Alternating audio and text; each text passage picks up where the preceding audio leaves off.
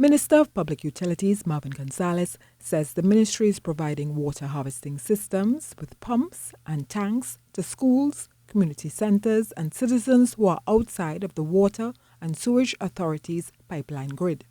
For the very first time, we have added another program, which is our rainwater harvesting program. You are receiving that for the very first time because we just added that to our development program for 2024. Minister Gonzales said rural areas like Rio Claro, Miaro and Cedros do not have a regular supply of water.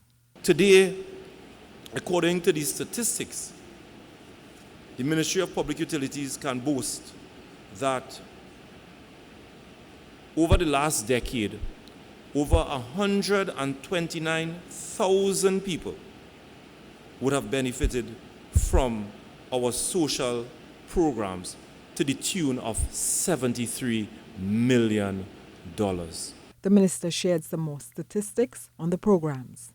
That is a program that assists citizens to pay for their water and electricity and get their water tanks. 124,000 citizens. With respect to our residential electrification assistance program,